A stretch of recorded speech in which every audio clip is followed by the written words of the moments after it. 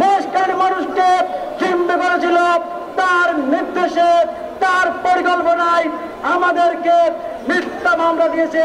প্রিয় ভাই বন্ধুরা এবং সংগ্রামী উপস্থিতি, আমি আজকে মহেশখালীর মাঠে মহেশখালীর প্রত্যন্ত মানুষকে, আমার ভাইয়ের বয়সী, আমার বড় ভাইয়ের বয়সী, আমার সমবয়সী, আমার সাজার বয়সী সকলকে আহ্বান জানাচ্ছি, মাগরিবের এই ওয়াক্তে 5 ওয়াক্তের 1 ওয়াক্তের সময় আল্লাহর কসম করে বলতেছি, যে মামলায় আমাদেরকে আসামি করা হয়েছে সে ঘটনা সম্পর্কে চোখে দেখি নাই, কানে শুনি নাই, মুখে বলি নাই, আল্লাহর কসম করে বলতেছি 30 পারা কোরআন ধরে বলতে পারবো আমরা জানি না, জানি না, জানি না।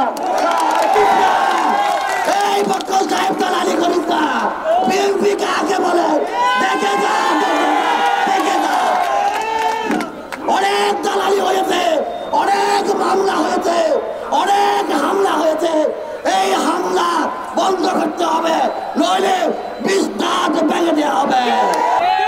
আজকে যারা বিএনপির নাম ধরে মহেশখালী একটি কুচক্রী মহল আমাদের নেতৃত্বকে শূন্য করার জন্য আজকে উড়ে পড়ে লেগেছে। আজকে এই বিশাল বিক্ষোভ সমাবেশ থেকে আপনাদেরকে বলতে চাই, আমাদের নেতার বিরুদ্ধে যেই সকল নেতৃবৃন্দের বিরুদ্ধে ষড়যন্ত্রমূলক মিথ্যা মামলা দেওয়া হয়েছে, অল্প দিনের মধ্যে যদি এই মিথ্যা মামলা যদি প্রত্যাহার করে না হয়, মহেশখালী শান্তি যাচ্ছে। আমরা আলমগীর পরিদের নেতৃত্বে মহেশখালী শান্ত করে দেব।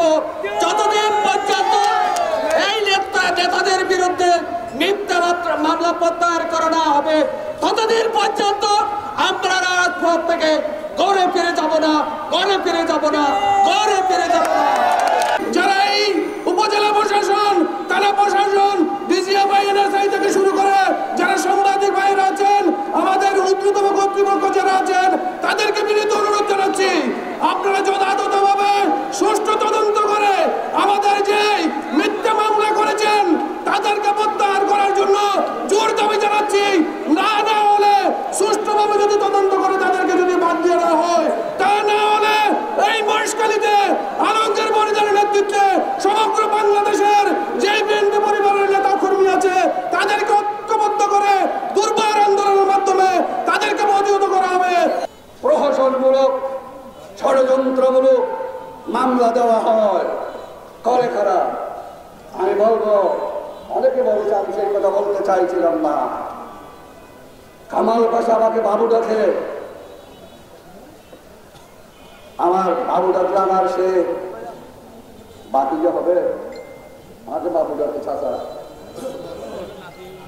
আমার শফি আমার নাতি হয়। ঘটনা কারা ঘটিয়েছে, কে ঘটাইছে মহান রব্বুল আলামিন জানেন। আমরা সব নিরপেক্ষ তদন্তের মাধ্যমে বিচ্ছিন্ন একটা ঘটনা 5 তারিখের 11:30 সেই ঘটনাকে ধূম্রজাল সৃষ্টি করে, এটা ঠিক হয় না, এটা অনুচিত। এদেশের 17 বছর আমরা নির্যাতিত নিষ্পেষিত ছিলাম। 111 সময় 23 মাস জেল কেটেছি। কি অন্যায় ছিল আলমগীর ফরিদের, কি অপরাধ করেছিলাম, আপনারা শুনে হাসি ভেবে আপনাদের আশ্চর্যান্বিত হবে। আমার বিরুদ্ধে 5টি মামলা ছিল, চাঁদাবাজির 2টি মামলা, জজ কোর্ট খালাস দিয়েছে। সম্পদ বিবরণীর একটা মামলা ছিল দুদকের, 2008 সালে করা মামলা। আজকে 13-14 বছরে সেই মামলার চার্জশিট দিতে পারে নাই। ঢাকা জজ কোর্টের মুখ্য মহানগর হাকিম আয়োগে শোকজ করেছে 18 বছর কেন, এই থেকে এই পর্যন্ত কোনো চার্জশিট দাও নাই। মহান আল্লাহ রহমতে গুলো। আরেকটা মামলা বন মামলা, এইটাও এখন এখন সাজ গঠনের জন্য 2008 সালের মামলা হয়ে গেছে, অনেকে জেল হয়ে গেছে, আরেকটা আছে, এটাও এই অবস্থা। এটা আল্লাহর রহমত।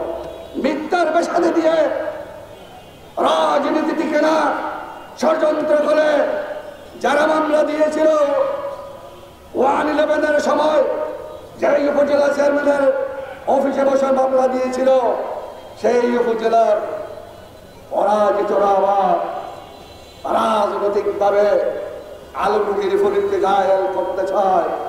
ইনশাআল্লাহ আল্লাহ যাদের সাথে আছে, মহান আল্লাহ যাদের সাথে আছে, আমার প্রিয় নবী রহমত যার উপর আছে, সুপারিশ যার উপর আছে, তাকে তার দলকে দেশ নায়ক তারেক রহমানের নেতৃত্বে যেই সব সুসংগঠিত সেই দলকে ইনশাআল্লাহ এবং সেই দলের নেতা কর্মীকে ঘায়েল করা যাবে না। এই মামলা তুফে টিকবে না। 11:30 5 তারিখ 5ই আগস্টের ঘটনা। 6ই আগস্টেও 107 জন 12 জন নিহত হয়েছে। 5ই আগস্ট হাসিনা পথদের 106 জন 5 জন চেয়ারম্যান সহ নিহত হয়েছে। সেটা অন্য কথা। ভাইয়েরা আমার, বন্ধুরা আমার, বলতে চাই, ছাত্র জনতার বৈষম্য বিরোধী ছাত্র জনতার আন্দোলনের প্রেক্ষাপটে যেই সরকার গঠিত হয়েছে, আমাদের সরকারি ফোলা ডক্টর মোহাম্মদ ইউনূসের নেতৃত্বে যে সরকার গঠিত হয়েছে, সেই সরকারের অধীনে, সেই সরকারের তত্ত্বাবধানে এদেশে শান্তি শৃঙ্খলা বজায় রেখে আমাদেরকে জীবন যাপন করতে হবে। আমি আজকে স্পষ্টভাবে বিএনপির নেতা কর্মীদের বলে দেবার চাই, বিএনপি এখানেও যদিও দ্বিধা বিভক্ত আছে, তাদেরও বলে দিতে চাই, বিএনপির নাম দিয়ে, যুব দলের নাম দিয়ে, ছাত্র দলের নাম দিয়ে এখানে ছাদাবাজি, দখলবাজি, সন্ত্রাসী, গাড়ি সিএনজি গাড়ির টাকা এইগুলো নেওয়া যাবে না। আমি আলমগীর ফরিদ এই জনপথের 2বার এমপি হিসাবে, কেন্দ্রীয় কমিটির সদস্য হিসাবে স্পষ্টভাবে বলে দিতে চাই, তার দায় বিএনপি এবং কেন্দ্রীয় কমিটি নেবে না। আমরা জনমবাজিতে বিশ্বাস করি না। আহত হয়েছে এই দেশ, স্বাধীনতার বিপক্ষে যারা আছে, স্বাধীনতার সময় 1971 সালে যারা স্বাধীনতার বিপক্ষে ছিল, সেই দলকে মাঠ ছেড়ে দেওয়ার জন্য আমরা শাহাদত বরণ করে নাই।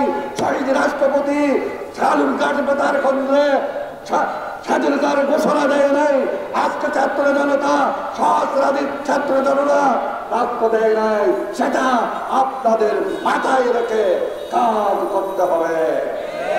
মুক্তিযুদ্ধের বাংলাদেশ, স্বাধীনতার সপক্ষের বাংলাদেশ, সুদিন সুফলা সুজলা শস্য শ্যামল এই বাংলাদেশ, উন্নয়নের বাংলাদেশকে আমাদের ঘরে রাখতে হবে। বাইরে আমার বিএনপি যাতে আগামী দিনে ক্ষমতায় যেতে পারে, সেই জন্য আপনারা মাঠে ময়দানে ফাঁকা বলিতে টান না দিয়ে আপনারা কাজ করবেন ওয়ার্ডে ওয়ার্ডে, পাড়ায় পাড়ায়, যাতে ধানের শীষের পতাকা আবার পথ করে উড়িয়ে এদেশের স্বাধীনতা, সার্বভৌমত্ব, শান্তি, সুশীল সমাজ, ভদ্র সমাজ, উন্নয়নের প্রভূত সাধন আমরা করতে পারি। সেই প্রচেষ্টায় আপনারা নিয়োজিত থাকবেন।